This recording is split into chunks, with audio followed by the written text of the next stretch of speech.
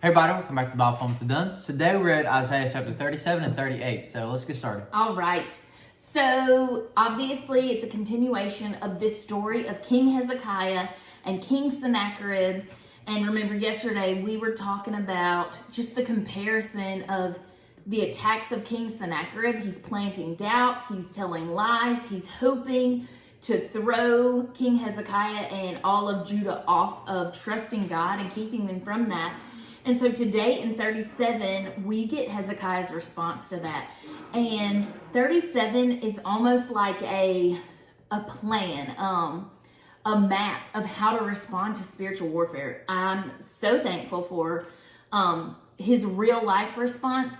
And I took notes all throughout so that I can apply them to my own life when I experience the attacks of the enemy. So immediately in the beginning of 37, King Hezekiah hears what Sennacherib says, and he tears his clothes. Remember, that's a symbol of their mourning and being upset.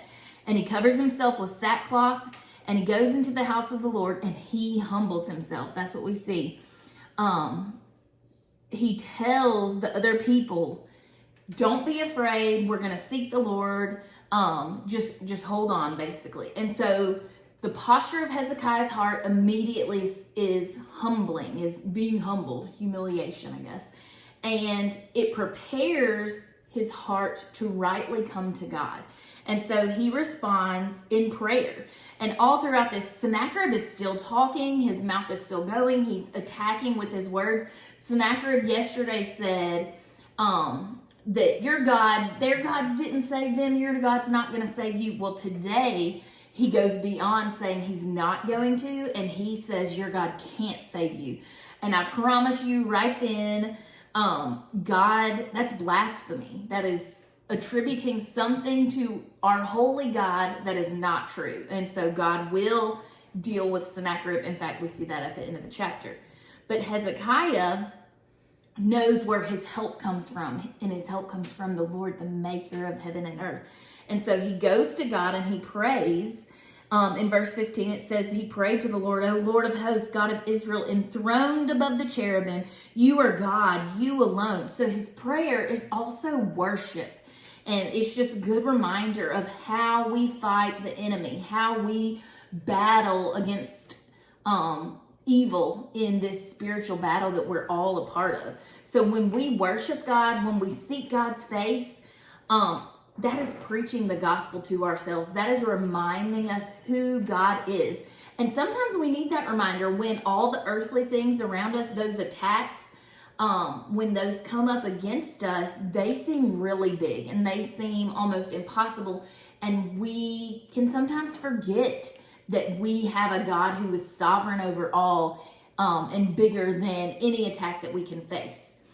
And so Hezekiah continues to plead with the Lord, open your eyes, O Lord, see and hear the words of Sennacherib. Like, you heard what he said, God? He's tattling and saying, I would be doing the same thing.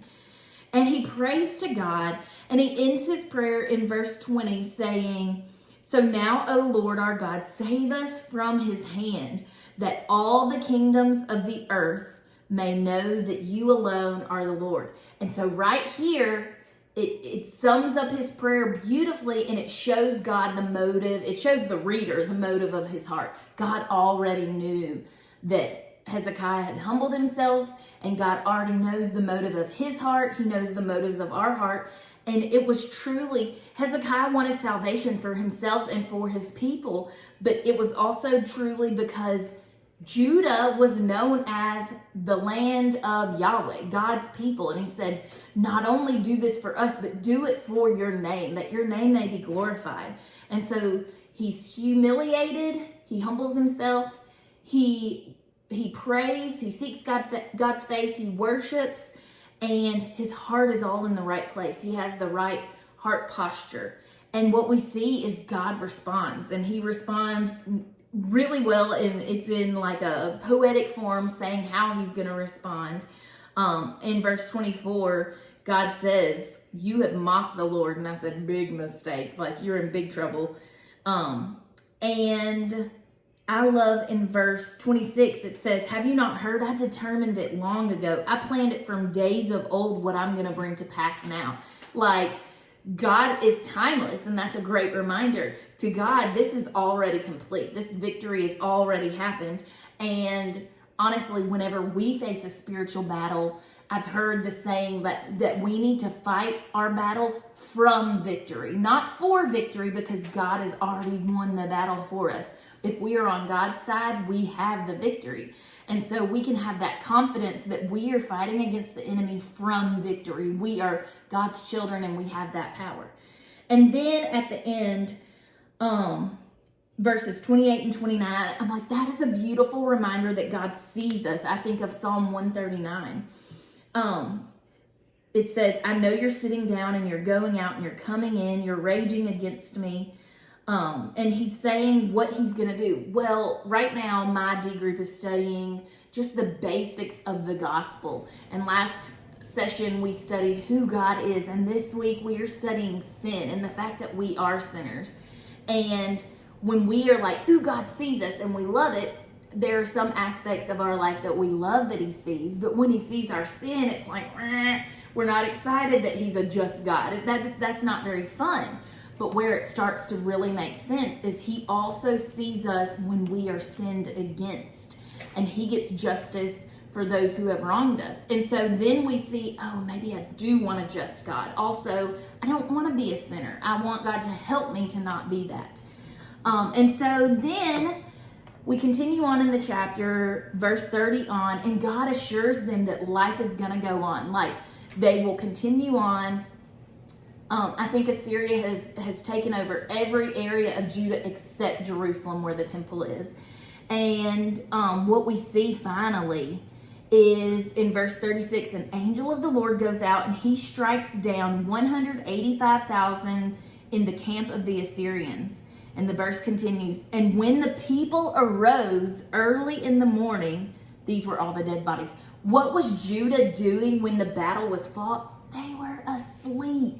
This is how God fights our battles. He doesn't even need us, but he wants us to have this heart of Hezekiah, a heart that is humble, a heart that puts God rightly on his throne and reminds ourselves who he is and that he does the doing. And then the end of the chapter, it's not pretty, but Sennacherib, he's in his temple worshiping his false god, and his own sons come in and they kill him.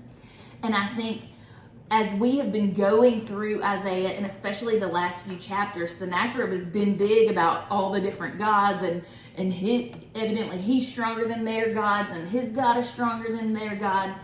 And here we see the one true God. There is nothing, even Sennacherib's false god he was in the temple, in the act of worshiping his false god, and our God, his plan, defeated this enemy. And then we go on to chapter 38, and it kind of kicks off the last days of Hezekiah. It says that Hezekiah gets sick, and God's like, okay, get your affairs in order, you're going to die. And Hezekiah's like, oh, he pleads with God and he begs with him, like, can I have a little bit longer? Don't forget the things that we did together. Can I live a little bit longer? And God allows him to, but Hezekiah, up until this point, he was a king that was good. He fell under the good category. He was a king who got rid of the high places. He did his best to point them to worship Yahweh. And it's almost like I wish he wouldn't have gotten these last years, because something happens, and we're going to read about that in the next couple of chapters. I'm not going to spoil it for us. But God does answer that prayer of him asking for a little bit more time. But my takeaway, and I hope you pick that up from this chapter today, is the enemy can attack us, but we are already on God's team. And if we can respond with kind of the same plan that Hezekiah responded with, humility, prayer, reminding ourselves who God is, and then trusting in him to fight the battle we get to fight from victory, we can stand against any of the enemy's schemes. All right, friends, thanks for joining us today. We will see you guys tomorrow for 39 and 40. Yep. Bye. Bye.